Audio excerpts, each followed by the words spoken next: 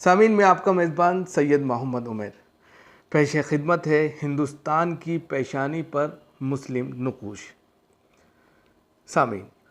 ہندوستان کی تعمیر و ترقی میں مسلمانوں کا جو کردار اور ایک اہم رول رہا ہے، اس کو کبھی فراموش نہیں کیا جا سکتا۔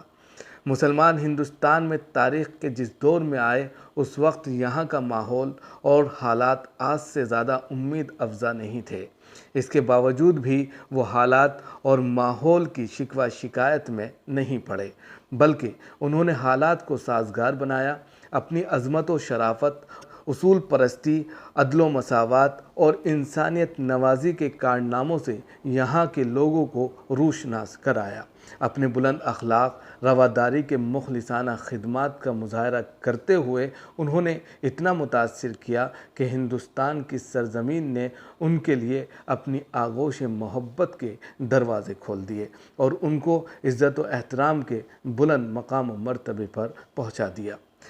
تاریخ کی ایک طویل مسافت ہے جو ہم نے اس سرزمین میں عظمت و سربلندی کے لہراتے ہوئے پرچم تلے طے کی ہے۔ یہاں کی گلزار وادیوں نے ہمارے پاؤں چومے اور سنگلاخ پہاڑوں نے جھک کر ہمارے قدموں کو بوسے دیے ہیں۔ ہمیں یہ بھی معلوم ہونا چاہیے، اگر معلوم نہیں ہے، کہ اس ملک میں مسلمانوں کے دور حکومت میں تہذیب و تمدن کا ایک حسین عہد زرعی گزرا ہے جو 600-700 برس کی طویل مدت پر مشتمل ہے۔ اس دور میں ملک کی تعمیر و ترقی و شادابی کے بہت سے ایسے امور پر کام ہوا جس سے آج تک ہمارا یہ ملک ہندوستان فائدہ اٹھانے کے ساتھ ساتھ فخر محسوس کرتا ہے اور کر رہا ہے۔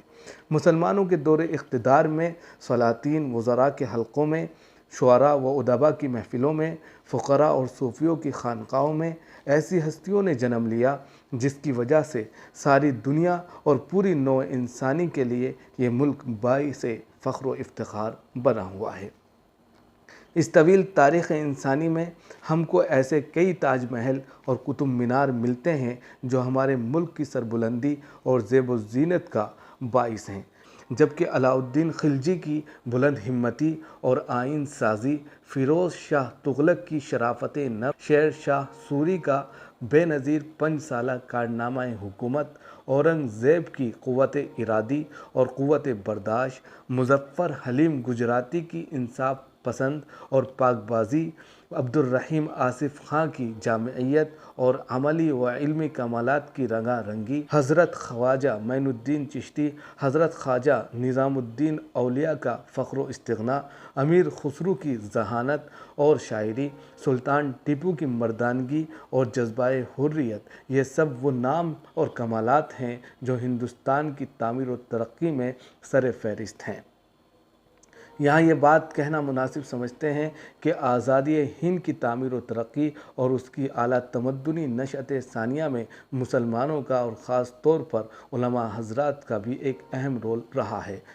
ان میں شاہ ولی اللہ محدث دہلوی، سراج الہند شاہ عبد العزیز، تحریک شہیدین کے علم بردار سید احمد شہید، مولانا شاہ اسماعیل شہید، حاجی امداد اللہ مہاجر مکی، مولانا محمد علی جوہر، سر سید احمد خاں اور امام الہند مولانا ابوالکلام آزاد خصوصاً قابل ذکر ہیں۔ اسی طرح ہندوستان کی علمی و ثقافتی تعمیر میں دارالعلوم دیوبند، مدرسۃ العلوم AMU علی گڑھ، تحریک ندوۃ العلماء لکھنؤ اور جامعہ ملیہ اسلامیہ دہلی وغیرہ کو ہمیشہ یاد رکھا جائے گا،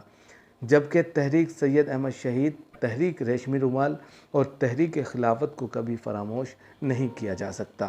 آخر میں ہمیں یہ عرض کرنا ہے کہ یہ عجیب بد نصیبی ہے کہ جس قوم و ملت نے آزادی ہند کے لیے سب سے پہلے علم بغاوت بلند کیا، تحریک آزادی میں ہمیشہ پیش رہے، ناقابل برداشت آلام و مصائب جھیلے اور بڑی سے بڑی قربانیاں دینے سے بھی پیچھے نہیں ہٹے، پھر بھی آج اس قوم کو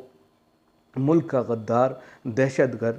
قرار دیا جا رہا ہے۔ مزید یہ کہ مصائب و آلام کی فہرست ہر روز طویل سے طویل تر ہوتی جا رہی ہے۔ بے قصور مسلم نوجوانوں کو سازش کے تحت جیلوں میں بند کیا جا رہا ہے تاکہ مسلم قوم کو خوف و ہراس میں رکھا جا سکے، جبکہ اسلام دشمن عناصر جگہ جگہ فرقہ وارانہ فسادات بھڑکانے سے باز نہیں آ رہے ہیں۔ गोया मुसलमानों को एक स्कीम और मंसूबा बंद तरीके से मिटाने और बर्बाद करने की साजिश रची जा रही है। और हिंदू हिंदू हिंदुस्तान मुल्ला भागो पाकिस्तान के नारे की तरफ एक खुफिया इशारा है। इस नारे को बुलंद करने के पेश नज़र बहुत ही अदब के साथ उन लोगों से सिर्फ इतना कहना चाहते हैं कि वो बंगाल के सिराजुद्दौला, लखनऊ के शुजाउद्दौला, मैसूर के हैदर अली और टीपू सुल्तान के दंदनाते हमलों को देखें, या 1857 की जंग आज़ादी में मुसलमानों के रोल पर एक तायराना नज़र डालें, या फिर अलबलाग, अलहिलाल, कामरेड और ज़मींदार वग़ैरह के सफ़हात का मुताला करें, या मौलाना मोहम्मद अली जौहर की तकारीर से हुर्रियत का मफ़हूम समझें, या फिर मौलाना हसरत मोहाली, मौलाना महमूदुल हसन क़ासमी, मौलाना हुसैन अहमद मदनी, मौलाना अबुल कलाम आज़ाद वग़ैरह की मुजाहिदाना काविश व कोशिश को इंसाफ की निगाह से देखें तो उनको मालूम होगा कि हिंदुस्तान की तामीर और तरक्की में अगर मुसलमान हिस्सा न लेते,